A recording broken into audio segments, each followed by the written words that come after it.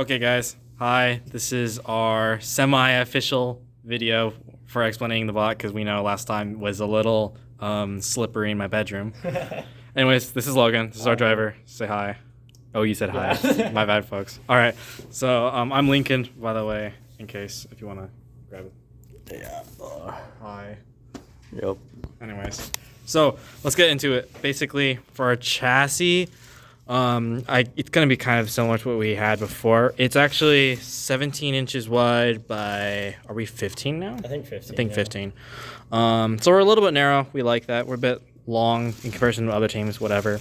For the corners, a lot of people use like plexi pieces like this. We just used a C-channel and we just connected it using a bunch of bearing flats and the kind of like T, like 3x3 pieces, if you know what I'm talking about. I just cut them, but the full size are T's. So that's kind of just an interesting way we connected these two parts. Our drivetrain, like a lot of other teams, runs at 450 RPMs with 6 blue motors, and they're kind of all tucked in there. You can kind of see it's a better angle, more or less, all 6 of those right there. So yeah, we're using 60-tooth gears, and we're basically just going direct power. And we use full Omni drive because Logan loves to slide around a field, especially for when we're aligning the wall stake, because this isn't the wall stake, but if it was the wall stake, we have a guide here. And if you come at an angle, the Omni wheels will help correct it a bit. So that Omni wheels are helpful for that. That's essentially the chassis overall. Did I miss anything, Logan? No, not really. Just with the direct, we're able to do 600 RPM for Mocha Rush, which we plan on implementing soon. So there'll be a little bit of an advantage there. Yeah. So I guess after our chassis, I'm just gonna look at our clamp because our clamp is clamping. Anyway, yeah, clamp is clamping. So we have a couple pistons back here that run alongside our intake so that the hooks don't get in the way, so it's like right in the middle of it. This is a little bit of a wonkier looking clamp than other people because ours actually has a locking feature. I know, so fancy, right? It's not necessarily needed for this competition, but we don't have any issues with it. We think it's funny, so we keep it. You know, it works, and we're not going to complain about it. But in case you are wondering how the locking clamp works, basically this bar bends back. We call this bar here our top jaw, and it bends down onto our lower jaw. And if you're trying to raise lower jaw, basically it hits top jaw. So basically, in order to actually open and close this, you have to manipulate by the top jaw. So that's this piston. So if someone's trying to grab it, and they're pulling down, they're trying to manipulate lower jaw, and lower jaw is locked. So that's how that works. So if you want to unclamp, a lot of teams have auto aligners because everyone kind of knows that if you clamp in at a really wonky angle, your intake is not going to be intaking. But what we did instead was we actually accounted for the corner. So what we have here is that we have a 15 long 1x1, and we have a bearing flat here in the middle, and we have boxed, I guess we can call them the boxed 1x1x5s. This actually allows for the Mogo to tip farther when it goes into the corner, so don't clamp, but I'm just going to show. So when we come in by the corner extends farther than into the middle than if we went in the straight middle. If we went on the flat side of the Mogo, you can clamp now. The Mogo edge, these corners hit the box side, so it prevents it from tilting farther. But if we go for the corner, you can clamp. It's going to go farther. It's going to tip down to the lower bearing flat area, so it actually tilts more. And this is needed because if you want to unclamp, as just basic geometry, this distance is less than this distance. So from the corner distance, you need to tilt farther in order for the intake to work. So that's how we did our clamp. Pretty fun. Did I miss anything? No. All right. I feel like I'm yapping a lot. Do you want to talk about your lady round? No, talk about the intake. Okay. Apparently fans. I've been talking about the intake now. So. All right. So intake. Whoa. We have an intake. I know, it's crazy. Anyways, so we use a 11-watt motor up here. Wrong side. Up here for our hook system, and then we use the 5.5 for the roller. So if you want to just spin it real quick. Whoa, the intakes. Basically, we're using, for down here, we have 6 of these flex wheels, which are just really nice, grippy, what we like. We have this guide thing. This is what Logan made, and Logan's dad had a fancy little decal. But this guide just fits into the groove for the wall stake, as I mentioned earlier. He'll show later when he explains his Lady Brown fancy little thing. But, well, we use the 5.5, which runs at 200. It goes from 12-tooth sprocket to the front. And the front, we have a 1/4-inch steel axle. The 1/4-inch steel axle is stronger than the 1/8-inch. Last competition, we used the 1/8-inch, and it bent a lot. So we've learned from my mistakes, and we replaced it with a 1/4-inch.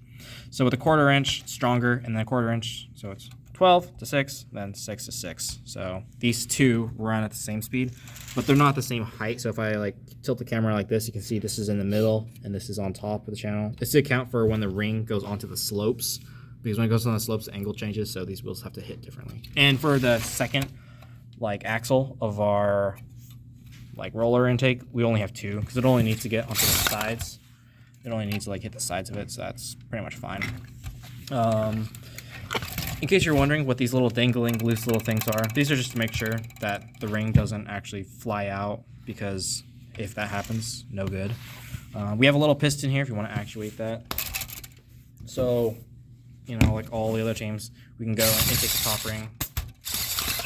Yep, so those are great for autons, especially for the middle in between your alliances. For the slopes, our slopes are a little wonky, I'm not gonna lie. So we have plexiglass slopes, which are semi-triangular shaped. I know, a little funny. We connected them to the side with standoffs and empty shaft collars. In case you haven't noticed across this bot, I love my empty shaft collars. Also, if you haven't noticed, it's a little bended. Well, bendy. It's just like that. We're chilling. It don't break, and I'm cool with it. I'm not gonna yell at it. For the second set of slopes, we actually use really long standoffs. It's kind of funny. We just threw some standoffs and we connected to the hook intake. We slapped it all the way down, rest against the motors, and it works really well. Like overall, the standoffs have fairly low friction, so it actually worked surprisingly well. So I'm not gonna complain, just like before. For the hook intake itself, we use one green motor. We go to a 36 tooth to a 12 tooth. So that's going to be, you know, times 3. So this is running at 600 RPMs. But from this, this sprocket is 6 teeth. From the 6-tooth sprocket all the way up here to a 12-tooth sprocket. So this axle runs at 300 while the bottom axle runs at 600. It's a little wonky, but it works for us because of spacing, because we wanted to make sure that it doesn't hit our odometry down here. If it hits the odometry, that's just nasty. Also, it helps that the bottom is faster, because it just picks up faster. So it picks up from the bottom faster, and then it scores down more controlled. So it's not gonna like fly off unreliably or something. So it's just really nice. As you can see, the intaked. We have a couple flex wheels up here, like a lot of other teams. It just helps getting the ring a little bit higher and overall just more consistent, especially for little Lady Brown. Yeah, so I'll load in another ring. Yeah, so Lady Brown can Lady Brown, you know. Lady Brown can Brown Lady. Anyways, so back to the roller thing. Did you have in the code still where you like toggle intake? Oh yeah. Yeah. So for interesting strategy is that we can actually toggle the intake, because these are 2 separate motors. If you want to do that and demonstrate it, so we can just run the bottom. And the reason why we want to do something like this is so we can just house a ring in here.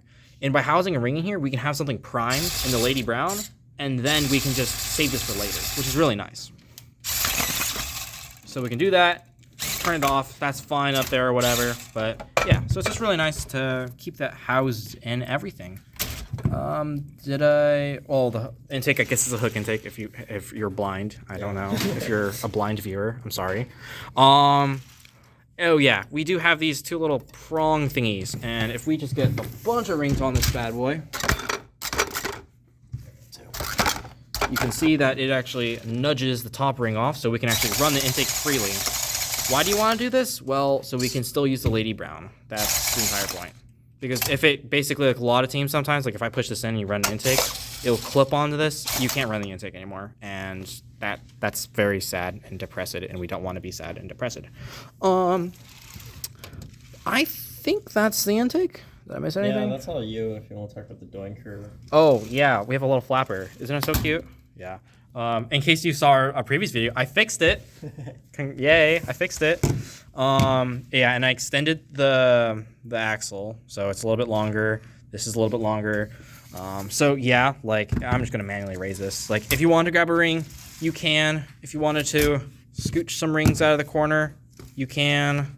I mean, it does that. We just use a piston back here, and I use another empty shaft collar. As you know, I love my empty shaft collars. Extends. If I bend this over, we can actually untip. Ta-da! Yeah, so untipping Mogos is possible and very fun. That is, I believe, pretty much everything I did. Yeah. Logan? Yeah, I'll move over to me. So I was the one who built our Walmart system. So we're just using what everyone else does. It's just some